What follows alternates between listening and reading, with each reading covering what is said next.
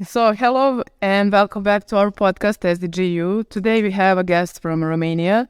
She's Dana. She's a psychologist working at Arad University, and she's main working field is research methodology in applied psychology. And today we will talk about the limiting beliefs. So, Dana, hello and welcome to podcast. Hello, nice to meet you, Katya. Thank you for being here. And it sounds wonderful to talk about limited beliefs. So, in short, we talk about limited beliefs when we have some beliefs people have about themselves, which are limiting their decisions in the regular life. So, for example, I would say about myself that I don't deserve to be in a position, or I don't deserve specific things, because I think about myself that I don't have the resources to go for a particular decision that I would like to go.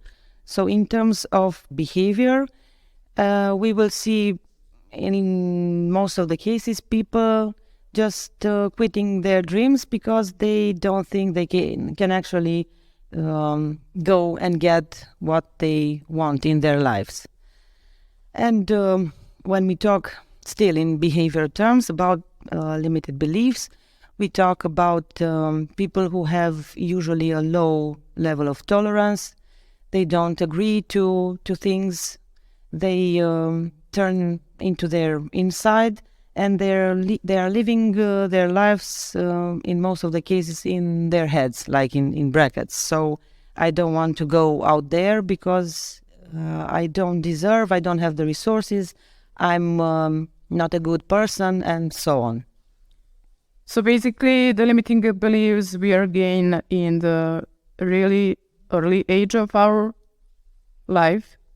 Yes, in research, psychologists have discovered that these limited beliefs start from the early ages, from the family and from the society, and they go like this. For example, a child is born, and the family, of course, they are striving to give the best opportunities and education to their kids, but in most of the cases, they start to compare their kids with other kids, and they start saying, "You're not as good as your colleague," or "Your sister is so much braver than you. You should be like your sister," or you can remember any of these terms that maybe your parents also said to you, because it's a regular talk in a family when people start comparing you with the different kids when you're young, and then when you go further into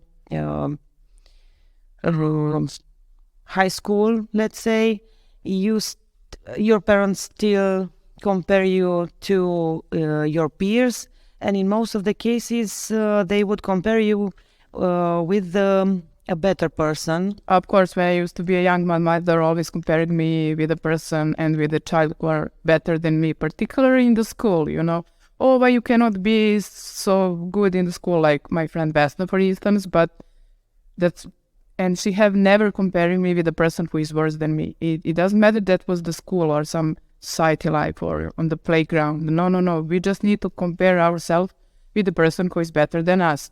And I don't see the purpose of that. I mean, I don't know what they want to achieve with that question or with that comparing. Like, can you tell me a little more about that? Yes. Still in research, people have discovered that these limited beliefs in parenthood comes from, of course, their own insecurities. And for example, I am a mother. I want my kid to be the best kid in the world, but in most of the cases, I'm not aware that my kid maybe is not, or is never going to be the best kid in the world. And this inside feeling makes me say some things about the kid in terms of changing. But of course, I cannot change my child as a mother just by saying things to my child. So I'm supposed to start the change. And of course, I'm supposed to start with this limited beliefs, I have to transform them to go from negative to positive. So, for example, I would just say to my kid, "You're such a brave girl. You've done that. It's okay. So don't worry if you didn't get it in the first time. You will learn how to deal with whatever aspect, coming from tying your shoes, eating alone, or getting dressed by yourself, going to kindergarten, and then later on when they might fail an exam, I could say to my kid, okay, don't worry, you will get this exam next time, so it's not so important like you are to me, that exam."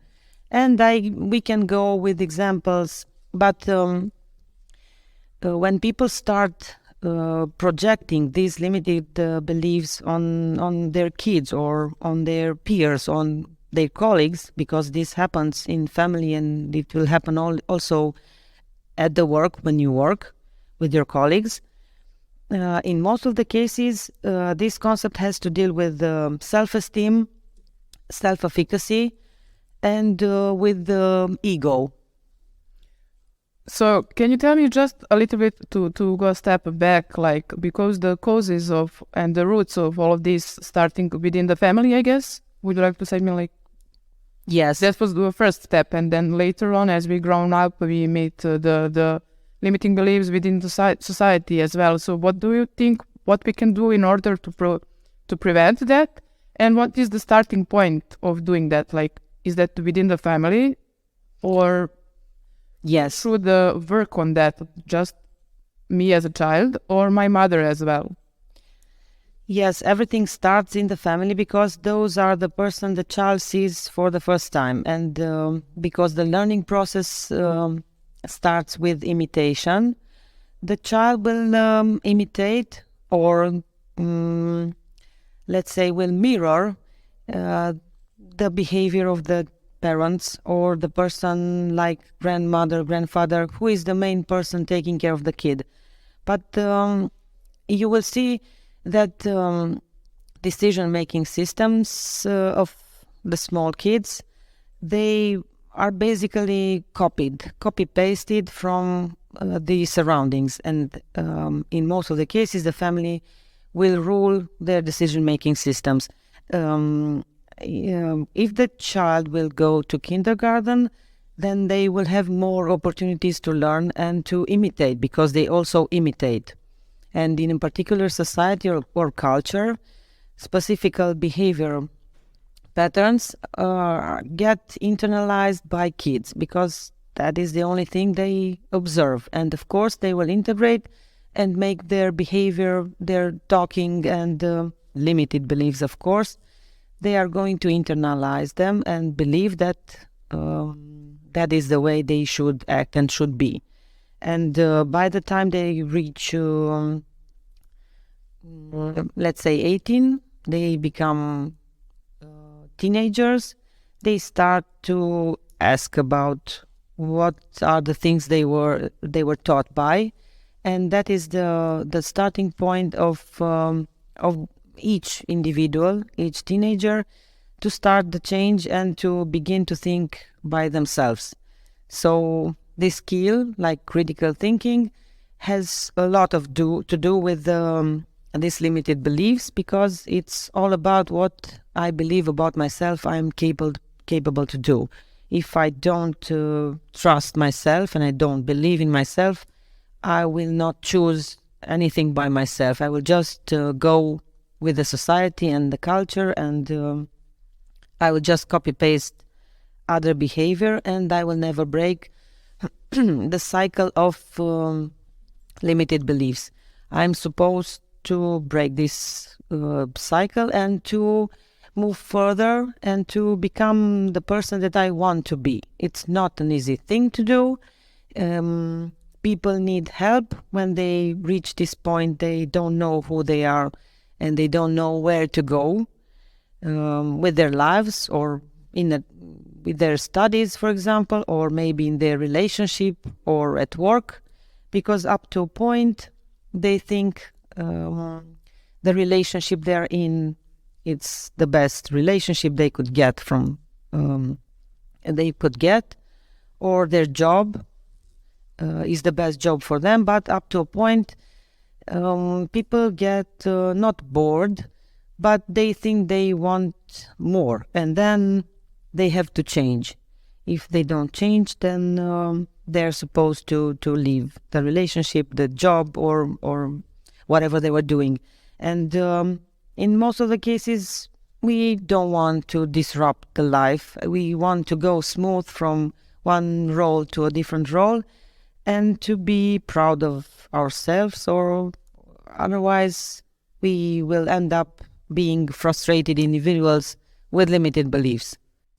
So okay, let me start like this. In which year that behavior show up for the first time, and in which part of our life, and in which year exactly we should start to change that limiting beliefs in order to not get that part of the 18s where I already formed as a person in some way?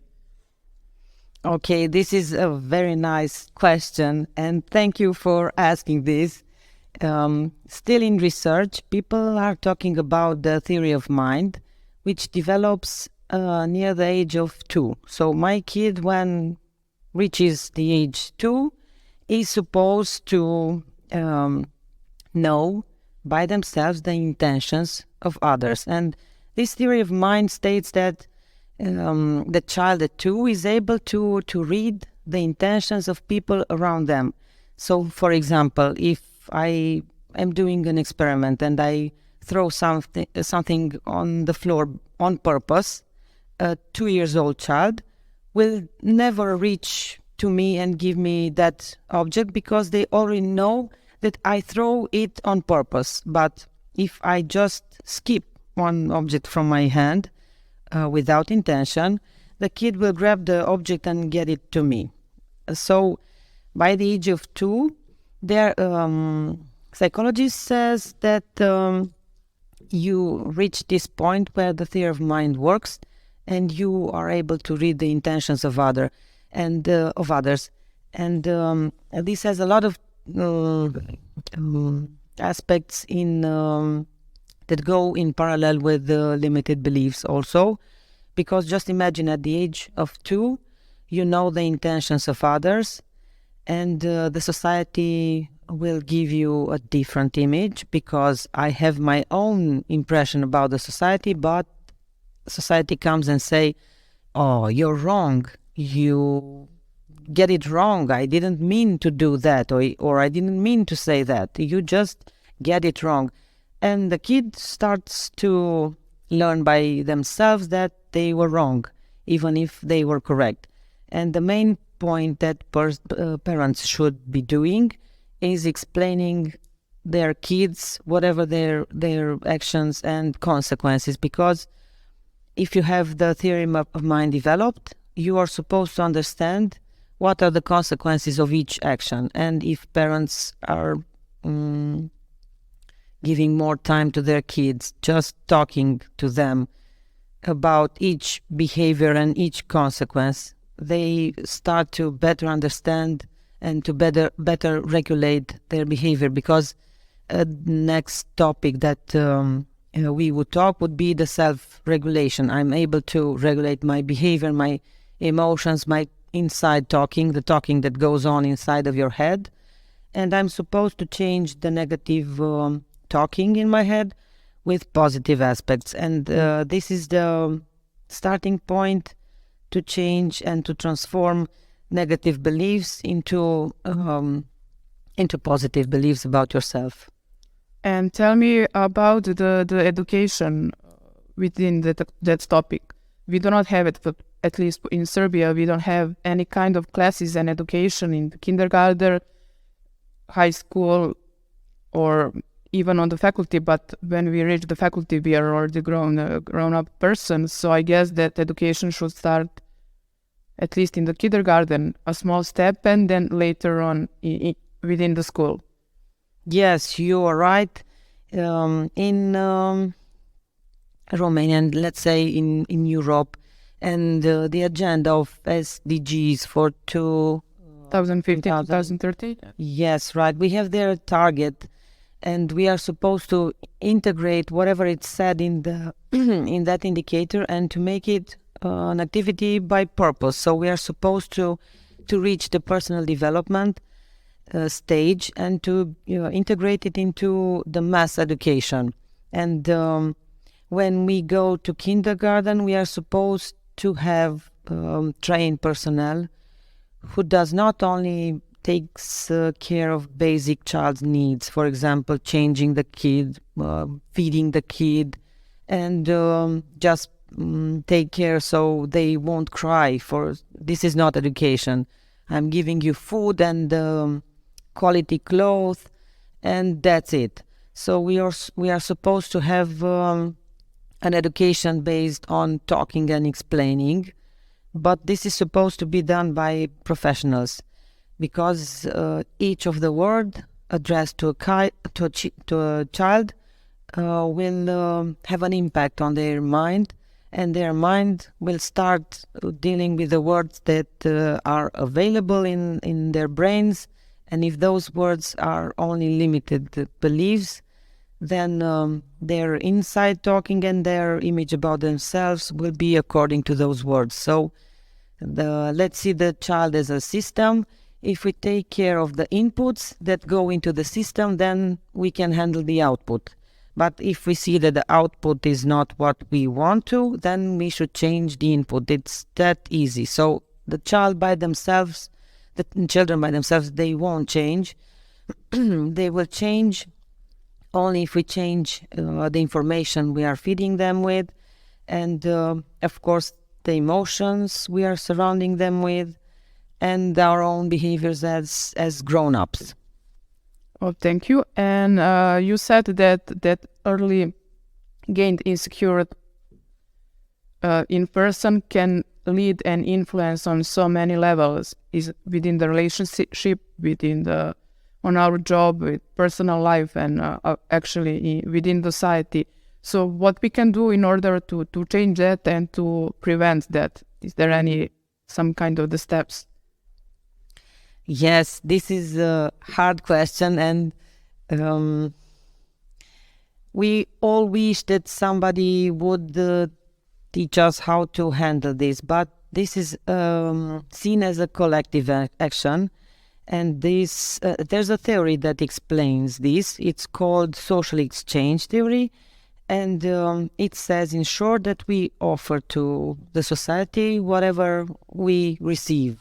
And if we receive bad inputs, then we are going to give bad inputs. There are very few people who, in return to a negative aspect, they give in return a positive aspect. So even if religion comes and says to you, if you got punched in one cheek, then turn the other cheek. No, do not respond to violence with violence. But unfortunately, the theory is correct, and we put into society what the society offers us. Is that simple? It's like physics law. So if we are able to understand this, then the whole society can change from a small, insignificant aspect. It will change, but the changes are occurring in our lives every day. It's not about the change to occur, but it's about the change to stay there, to be sustainable. So I don't have to work on that mentality anymore. I have to change the mentality and to change it for good. And this is sustainability all about. So I have these little inputs, but I need them to be stable. And for this, you need to have, of course, educated individuals that take care of themselves first, and then they take care of their families, and then they go and put into the society only positive aspects. Of course, I can agree with you, like the first change starting within myself. So when I notice that I do not like this, or I'm not into that, or why I need to do on some way as someone has told me, then I started to think about myself, my feelings, my behavior, my opinions, and who I am in this world, and how can I achieve more in my life. And then I realized that I need to change some things within me and to educate myself in order to be able to educate the people around me. And I think that I succeed in that because I think that I changed my mother pretty much well. She is, I think, a better person now because I try to influence her, like what books she's supposed to read or what she needs to listen, or that some small things, daily things, which can improve her life on so many ways, not to be just like in the mood to fight immediately. Like if I told her, for instance, Mom, I don't like this when you behave like that because when you're doing this and this, you make me feel like this. And she immediately starts to be like, oh, no, you cannot speak with me like that. Like I wanted the best for you, I love you so much, I give you this. And I said, okay, I appreciate everything of that. But this is something which is supposed to be different.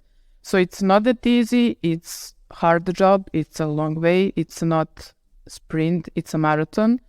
And I think that each of us should get into the fight, because the reason for that, you will feel so much better, and then you can offer to your people, family, friends, or you cannot change the world, of course, but you can influence at least the people who are around you. And I think that's particularly tough because of the ego, like once when you said no, oh, that's crazy. If you constantly say yes before that time, and when you say no, that's like, how you can do that? Like, and when you're doing some things for yourself, people said that you have ego, like, and it's not. It's for me. It's really tough to explain that. No, that's not ego. It's about me. Like, what's wrong to love myself on the first place, and then I can, of course, love everyone others. So about the self-esteem and ego, do you have any suggestion, like how we can explain the difference between two of these things, even though if that is so obviously, and do we have some like practical exercise which we can practice to handle that? Yes, of course, and that is also a very nice topic. So you brought into our attention something really interesting about the ego and about the self-love, that people usually see it as an ego.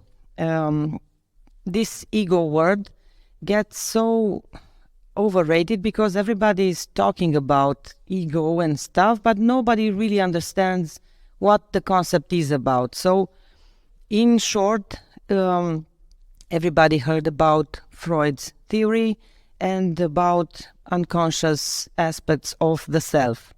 And in his first topic, Freud told us that each self is formed by three parts. It's the ego, the id, and the superego. In short, these three instances collide each time because they represent three different aspects of each person.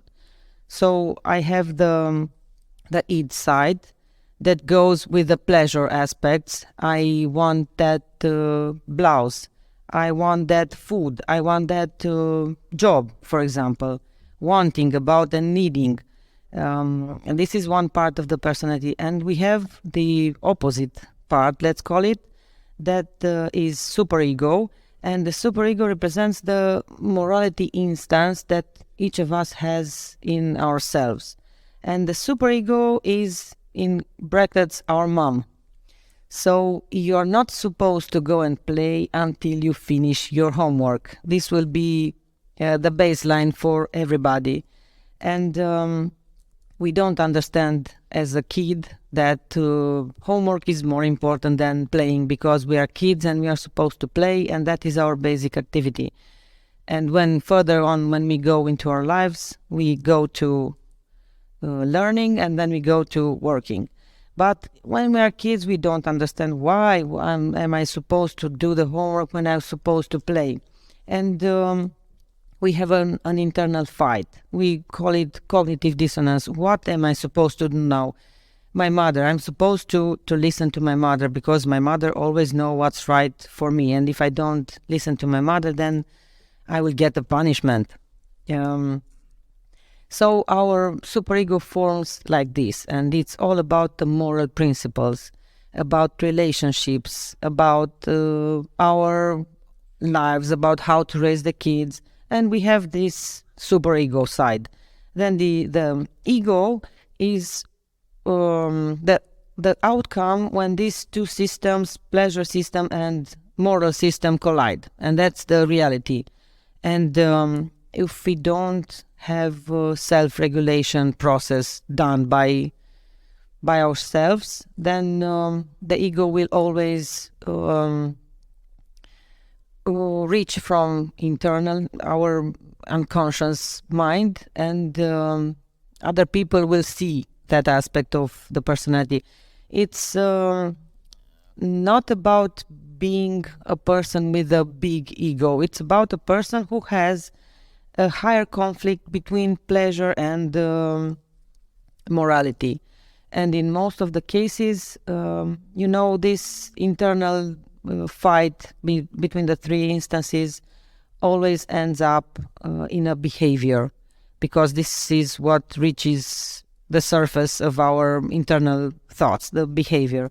And if we can regulate our behavior, then our inside changes too.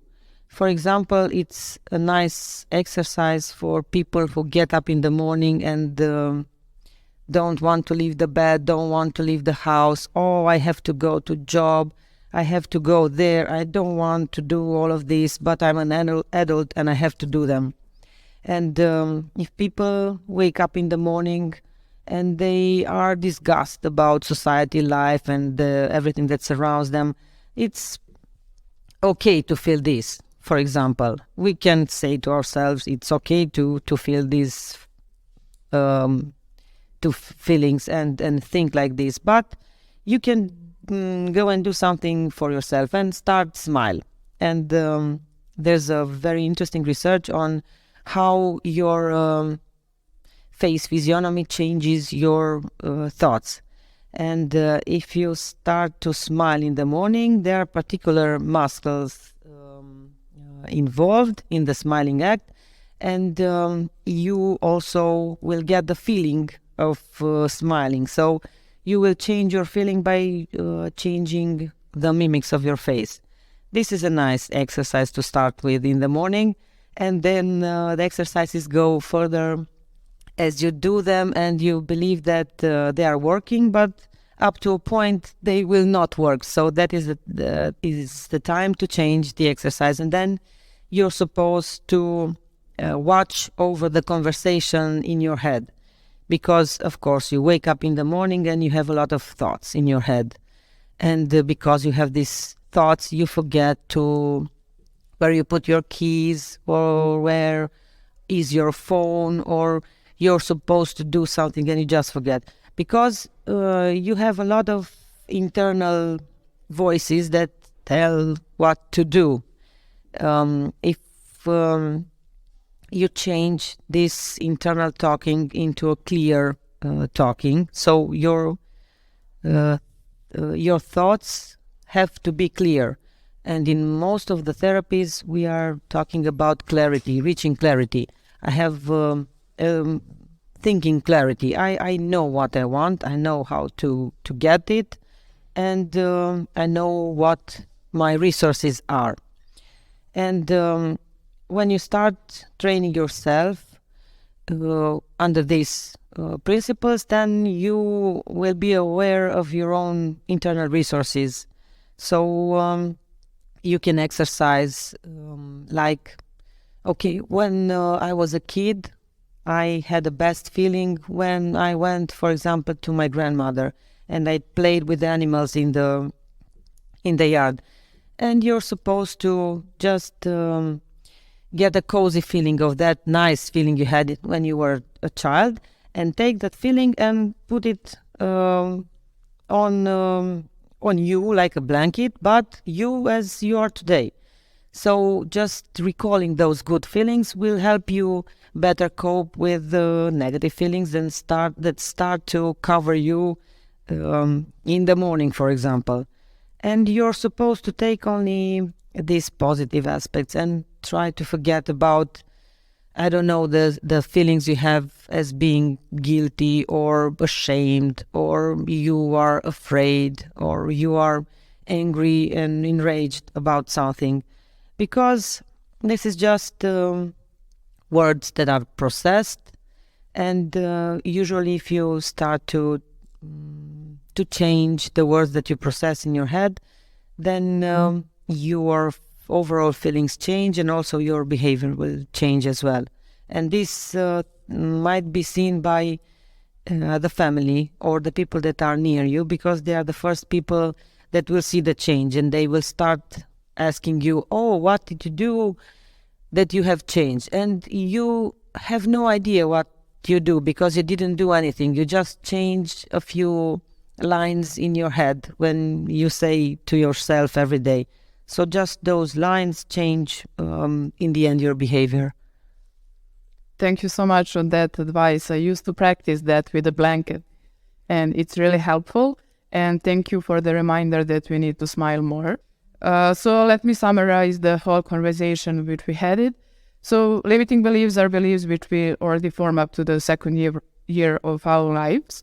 And the starting point of improving that should be start within the family.